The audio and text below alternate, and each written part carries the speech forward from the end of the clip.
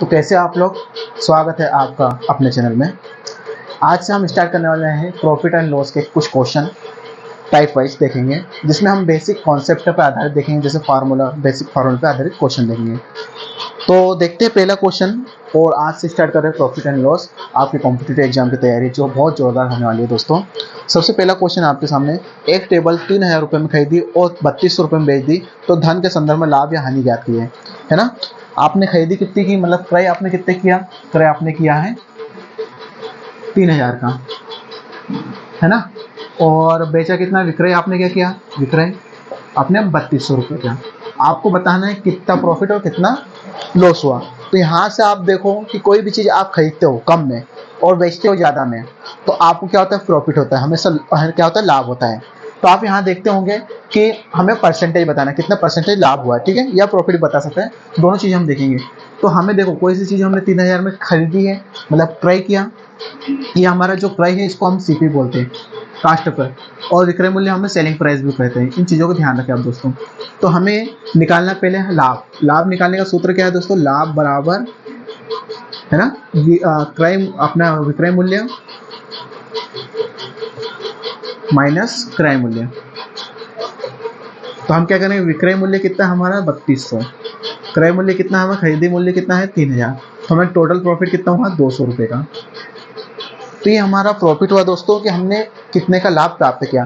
तो हमेशा लाभ का फार्मूला हमेशा याद रखना कि विक्रय मूल्य में से हमेशा क्रय मूल्य को घटाया जाता है तो ही प्रॉफिट होता है।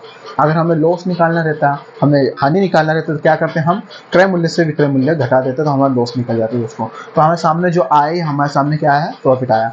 अगर हमें प्रॉफिट परसेंट निकालना है, मतलब लाभ प्रतिशत निकालना है, तो लाभ प्रतिशत का सूत्र है दोस्तों, लाभ बटे क्रय मूल्य गुना 100।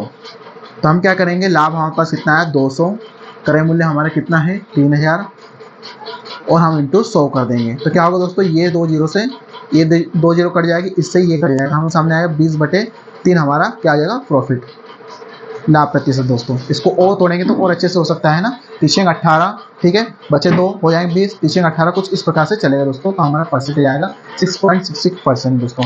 तो ये फार्मूला बेस्ड। चलिए दोस्तों, इसी पे हम एक और क्वेश्चन करते हैं। आमिर एक किताब 625 रुपये में खरीदता है, हालांकि कुछ अत्यावश्यकता के कारण वह इसे 550 रुपये में बेच देता है, तो उसकी प्रतिशत हानि ज्ञात करना है। आपको इस क्वेश्चन में हानि ज्ञात करना है, प्रतिशत वाली, ठीक है। तो सबसे पहले हम देखेंगे वो खरीदता कितना है, मतलब कि सीपी कितना है, क्रय मूल्य कितना है उसका। तो क्रय मूल्य हम देख लेते हैं, सीपी हमेशा है उसका क्रय मूल्य 625, मतलब 625 में खरीदता है, और बेचता है एसपी कितना है उसका, बेचता कितना है, किसी कारणवश 550 में बेचता है दोस्तों।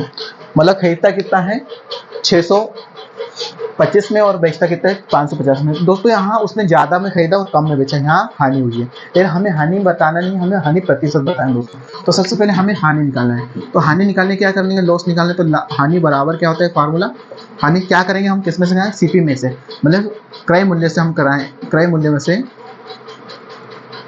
विक्रय मूल्य, मतलब सेलिंग प्राइस को घटाएंगे। तो कितना आएगा हानि हमारा 625 माइनस 550, ठीक है दोस्तों। कितना हो जाएगा हमारा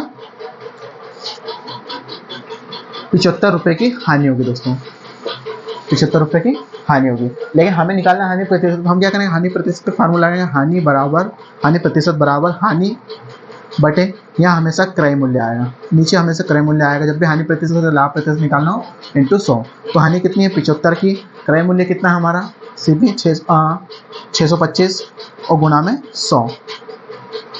इसको आप 25 या 75 से काटोगे, 625 आ जाएगा दोस्तों, 25 चौक 100, तो ये आ जाएगा आपका 3 चौक 12, 12% का क्या हुई, हानि हुई। हानि कितने प्रतिशत हुई, 12%। दोस्तों ये बेसिक फार्मूले पर आधारित क्वेश्चन थे टाइप 1 में। हम इसके आगे जैसे जैसे आगे बढ़ जाएंगे तो हम शॉर्टकट अप्रोच यूज़ करेंगे, जिसमें हम सवालों को, बड़े बड़े सवालों को शॉर्टकट तरीके से कोशिश करेंगे सोल्व करने की, ठीक है दोस्तों।